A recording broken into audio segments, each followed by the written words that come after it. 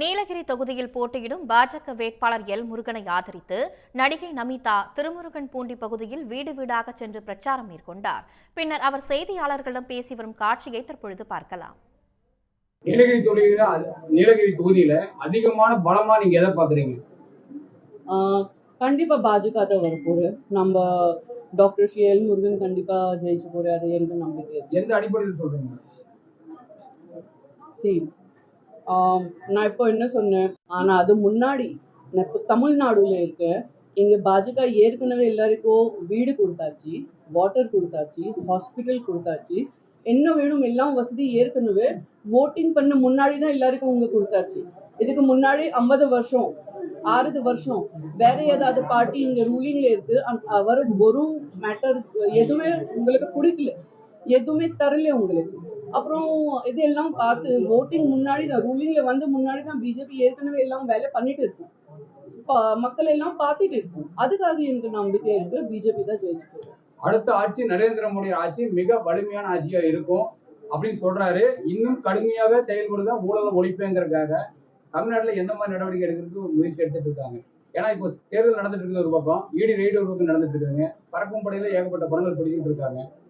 அதுக்காக கேட்கறோம். ED raid அதிகமா நடந்துட்டு இருக்கு தமிழ்நாட்டுல. இப்போ அது வீட்டு ரெய்ட் எல்லாம் நடந்துட்டு இருக்கு. நல்லதான், எல்லாம் வெளியே வரும். அந்த 4 கோடி ரூபாய் பணம் பறிமுதல் பண்ணிருக்காங்க. அது வந்து பிஜேபி கேண்டிடேட்டோட அமௌண்ட்னு சொல்லிருக்காங்க. அது அலிகேஷன்ஸ் இருக்கு, ப்ளேம் இருக்கு, எதுவுமே ப்ரூவ் ஆகல. நான் அதை பத்தி எதுவுமே சொல்ல மாட்டேன்.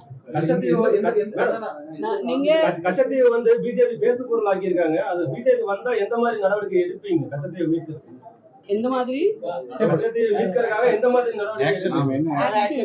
அதான் பேசிக் ஆக்ஷன் எல்லாருக்கும் ஏற்கனவே காமிச்சிட்டு, அப்புறம் மோடிஜி இப்பதான் புதுசா ஒரு மாசம் முன்னாடி ஒரு பெரிய ஸ்பீச் கொடுத்தாச்சு. அப்போ என் தலைவர் என்ன சொன்னார் மோடிஜி, தட் இப்போ எலெக்ஷன்ல ரூலிங் பார்ட்டில வந்து அப்புறம் அவர் இன்னொரு ஏதாவது பெரிய பெரிய ஸ்டெப்ஸ் எடுத்து போறாரு. அவர் இன்னைக்கு வரைக்கும் என்ன பண்ணியாச்சது எல்லாம் நம்ம நலனுக்காக தான் பண்ணியாச்சு.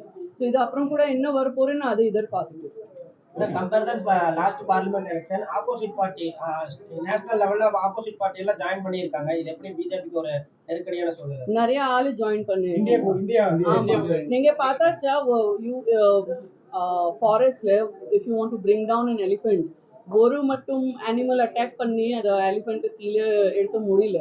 ஸோ அந்த மாதிரி சின்ன சின்ன சின்ன நிறைய ட்ரை பண்ணிட்டு இருக்கோம். ஆனா அது எவ்வளவு ஈஸியா ஆமா அதான். ஸோ அவரெல்லாம் கூட்டணி பண்ணிட்டு இருக்கோம். நம்ம எல்லாம் ஒரு பெரிய இந்தியா ஒரு பெரிய குடும்பம் மாதிரி பார்த்துட்டு இருக்கோம். நமக்கு கூட்டணியில இன்ட்ரெஸ்ட் கிடையாது, நமக்கு ஒரு குடும்பம்ல இன்ட்ரெஸ்ட் இருக்கும். நம்ம மோடிஜி கூட நிறைய வாட்டி சொல்லிட்டு இருக்காரு ஜி, தட் இது ஃபேமிலி, ஃபுல் இந்தியா என்னோட ஃபேமிலி பாலிடிக்ஸ் எனக்கு இன்ட்ரெஸ்ட் இல்லை, ஆனா ஃபுல் இந்தியா என்னோட யாரும் கிடையாது. ஆப்போசிஷன்ல ஆப்போசிஷன் வீக்னஸ் கேக்குறேன். ஆப்போசிஷன் வீக்னஸ் என்ன அத கேக்குறீங்க? அவர் பிரிட்டிஷ் டைம்ல இந்தியா ரூலிங் டைம்ல பிரிட்டிஷ் என்ன ஒரு ரொம்ப பெரிய பாலிசி யூஸ் பண்ணிட்டு இருக்கோம், டிவைட் அண்ட் ரூல். இந்த பார்ட்டி கூட அதுதான் இப்போ கூட யூஸ் பண்ணிட்டு இருக்கோம். ஆனா காலத்து சேஞ்ச் ஆகும், இட்ஸ் டைம் ஃபார் சேஞ்ச். ஏன்னா change is the only constant. So அது அவங்களோட பெரிய வீக்னஸ். அவர் எப்போ கூட என்ன நினைக்கிறேன், நான் இதை பாலிசி தான் யூஸ் பண்ணி எல்லாருக்கும் மறுபடியும் பிரெயின் வாஷ் பண்ணி நான் ஓட் வின் பண்ண போறேன். ஆனா எப்போ அது முடியாது.